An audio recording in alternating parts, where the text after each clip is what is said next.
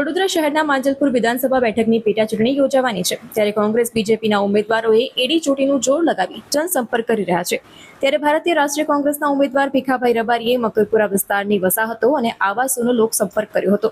માંજલપુર બેઠકમાં કોંગ્રેસના ભીખાભાઈ રબારીએ આજે મકરપુરા ડેપો પાછળ આવેલ શિવશક્તિનગરના મહાદેવના મંદિરેથી જનસંપર્ક કર્યો હતો. તેમની સાથે વિધાનસભાના વિરોધ પક્ષના નેતા ડોક્ટર તુષારભાઈ ચૌધરી સહિત સહસ્ત્ર કોંગ્રેસના અગ્રણીઓ અને કાર્યકર્તાઓ સાથે સોસાયટીના સ્થાનિકો પણ મોટી સંખ્યામાં જોડાયા હતા. કોંગ્રેસના ઉમેદવાર ભીખાભાઈ રબારીનું ઠેર ઠેર સ્વાગત અને અભિવાદન કરવામાં આવ્યું હતું. સ્વર્ગસ્થ અમરસિંહ ચૌધરી સરકારની અંદર હું વીજળી મંત્રી, ઉદ્યોગ મંત્રી, આ બધા ખાતાઓમાં જોડે અગત્યના હતા. અને તે વખતે ઇન્દિરાજીનો સમય હતો, રાજીવ ગાંધીનો સમય હતો, અને જે નીતિઓ હતી, જે સરકારે નક્કી કરેલી હતી, ખાસ કરીને ગરીબ વર્ગને દરેકના ઘરની અંદર વીજળી પહોંચાડવાનું કામ એ જે અમલ કર્યો મેં તે વખતે, અને આ જે નગરો દેખાય છે તે વખતે આ વડોદરા શહેરની અંદર 1.5 લાખ આવા મકાનોને મેં વીજળી આપી તે વખતે. એનો મને આનંદ છે. એ સરકારે આ કામો કર્યા છે અને યાદ અપાવવા માટે હવે જ્યારે ઉમેદવાર તરીકે હું છું ત્યારે એમના જ દીકરા તુષાર ચૌધરી મારી જોડે છે કે હું નસીબદાર છું. એટલે આ જનતા જનાર્દનને વિનંતી કરું છું કે જે કંઈ આપ્યું છે, જે કંઈ કર્યું છે, કોંગ્રેસે કર્યું છે. આ ભાજપે કશું કર્યું જ નથી. એટલે જુઓ છો ઉત્સાહ બધા બહાર નીકળે છે. આ વીજળી કોને આપી? તે ભીખાભાઈ રબારીએ. પ્લોટ કોને આપ્યા? ઘરના ઘર.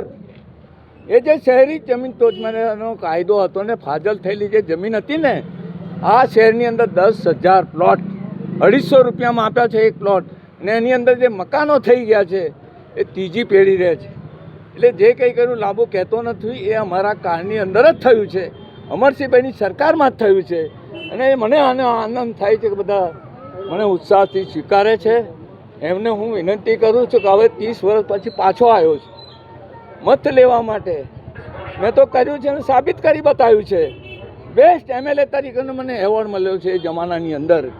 હવે જનતા જનાર્દનને વિનંતી કરું છું કે મને એક તક આપો કે આ રાજ્યની અંદર દરેક જગ્યાએ ભાજપના જે ભ્રષ્ટાચારીઓ, બધા ધારાસભ્યો એ બોલતા નથી. અને એમનો મુખ્યમંત્રી કે વડોદરા પાછું કેમ પડી ગયું, કેમ વિકાસ થયો નથી, એ મુખ્યમંત્રી પૂછે જ. એટલે હું અવાજ બનવા માગું છું, લડવા માગું છું આ શાસન સામે. એની તક આપો, અધિકાર આપો.